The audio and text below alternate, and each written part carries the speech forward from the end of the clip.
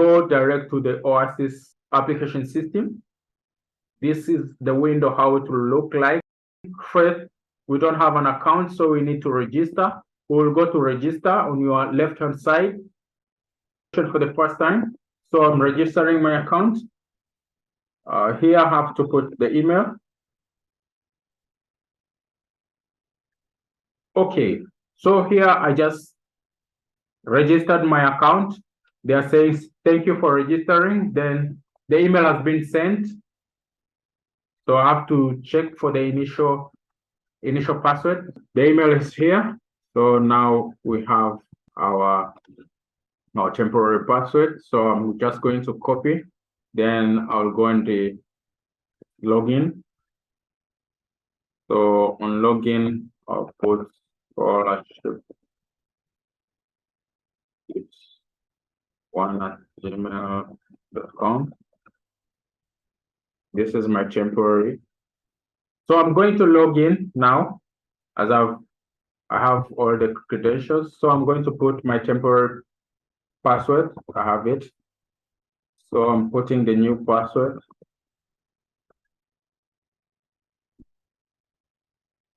Then I'm confirming my new password. Now I'm in to the system. So this is the system. I'm in already. As you can see here, it's showing to log out.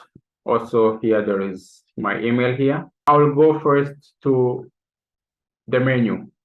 Here on the left-hand side, you'll see the home menu where there is a news. This is the news. The news page is open. Now I'll go to another tab, which is application tab. So I'll click on the applications. So it will open like this. There is no application, so I have to create a new application. Now you will go to the right-hand side of your application system, then create a new application. Select the scheme. This application portal is for 3 schemes, as you can see. But now you have to select the scheme which you are applying. We are applying for Australian Award Scholarship, so I'll select Australian Award Scholarship as the scheme. Then I'll go next. Our system has opened now. We can fill the personal details. We can start by filling the personal details. All the details which are important, you can fill them. We'll see how the next will look. So after filling your personal details, here on the left-hand side, you'll find the checklist of everything that you have to submit. You'll fill the contact details. Then you'll fill the spouse details. Here you'll fill all the spouse detail. You'll fill, if you have a spouse, meaning you have to fill the spouse detail. If it's not applicable to you, on the top of the form, there is not applicable. You can check that as not applicable, then it will not be affected. Let's say I don't have a child, so I'm going to press not applicable. Since it's not applicable and they have pressed not applicable, it will check it. It means it will show me that this application here has been filled successfully. Emergency contact details. You will fill the emergency contact details in this form. After that, you will fill all the previous scholarships that you have acquired. Let's say while you are in high school, maybe you got a scholarship. While you are doing undergraduate, maybe you got a scholarship that supported your undergraduate education. So you have to provide. If you don't have previous scholarship, you have to check not applicable, so that the system will understand that you don't have previous scholarship. Then after filling that, you will go to another step, which is scholarship application. Here, you will fill the scholarship applications. They are asking the question, what other scholarship are you going to apply for this year? They want to know which other scholarships are you planning to apply? This field is marked with asterisk, so meaning you have to fill. If you don't have other scholarships that you are applying, then you have to say it. If you have scholarship that you are applying and other scholarship that you are applying, this is the time they want to know what other scholarships are you applying. Also, there is a question, have you previously applied for Australian government scholarship but were unsuccessful? So you can provide, if you previously applied, you can say yes. If no, you can put no. Then on another checklist here, there is a checklist for you now to apply the proposed study area. You will add your proposed study area on the right-hand side. The window will open for the new proposed study area. You will put the details of the course that you want to study. It should lie on the study area that are being highlighted for the particular region or for the particular country.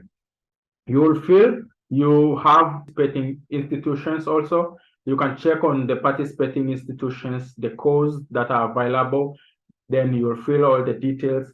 Here, if you're applying for master's by research, maybe you're applying a master's by research, then you have to provide the research title, objectives. You have to provide the significance and the possible outcome or the possible application of your research in your country.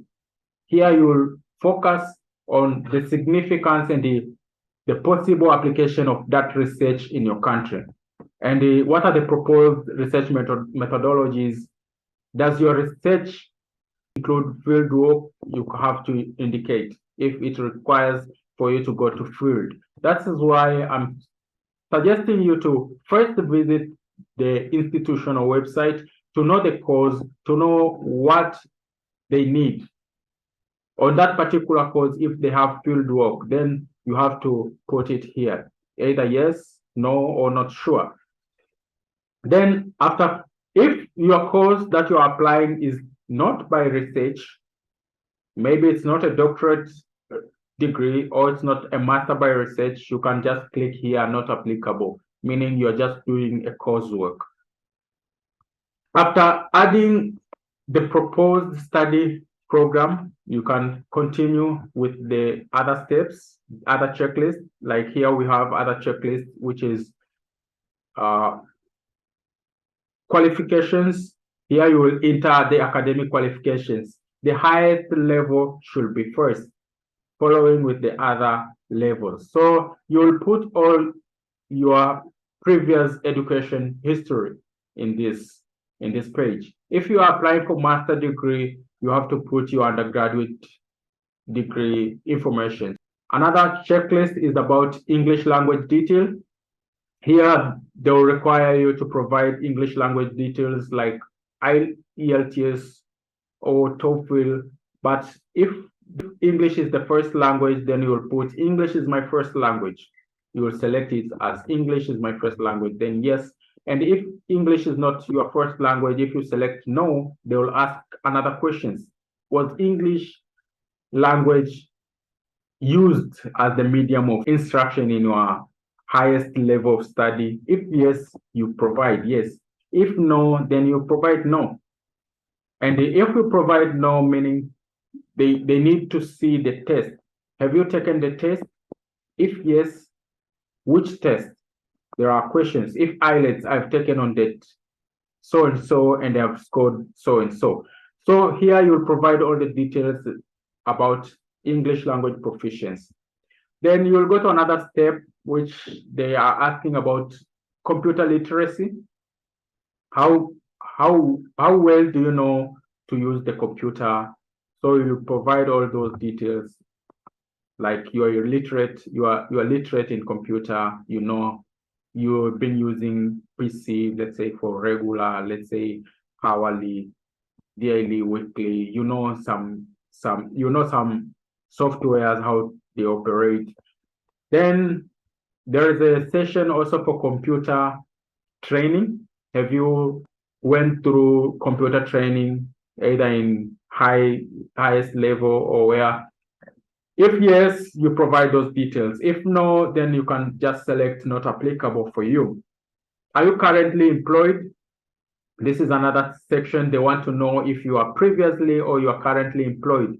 So if you are currently employed, provide the title, organization address, date of commencement, the organization type or the sector, provide your current duties and responsibility. And do you intend to return to this organization after completing your scholarship, after studying in Australia? You provide those details. This gives the Australian government assurance that after completing your scholarship, definitely within 2 years, you'll go back home. And this is one of the criteria that they want you to go back home after finishing your studies in Australia. Another checklist is previous employment. Here you will provide the details of previous employment that you have. Then there is a supporting statement. On the supporting statement, these are 4 questions that you have to answer in a essay form with not more than 2,000 characters or with approximately 330 to 400 words. So the questions are: why did you choose your proposed course and institution? How will the proposed study contribute to your career?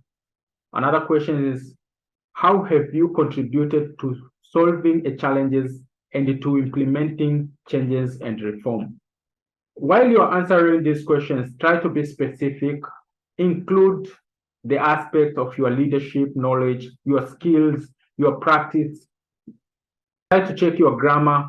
You can use Grammarly software, but be precise and be specific. And it should be your original writing. Also, on the description, I'll provide the link for the example of how you can go through, how you can answer these 4 questions. Please, while you're using those examples, don't copy. Just use them as a guide for you to write your own.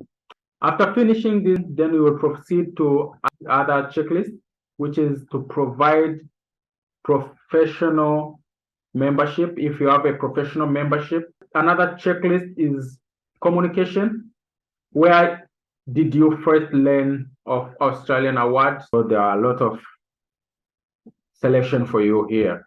Then there is documentary evidence checklist. You will provide the evidence in documentary form. You have to upload some documents like proof of citizenship or identity, copies of your previous academic transcript, certified copy of tertiary certificate. So meaning these documents should be certified. Your academic transcript should be certified.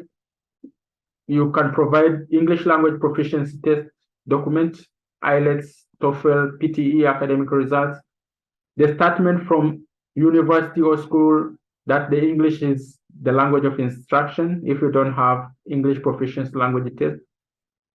Referee report, you have to submit. The list of relevant publications if you have. Your curriculum vitae. Also, you provide documents and the other documents as specified from the country profile. So you will be providing all those documents in this session. After making sure that you have submitted all the documents, you have submitted all the requested information carefully, and you are very sure now all the information that you submitted are correct, you can now go to the final checklist, which is the declaration part, where you have to declare, then you will submit your application. So after submitting your application, it will mark that you have already submitted your application, and you'll be waiting for you to be shortlisted, have to attend the interview, and then it depends on the country.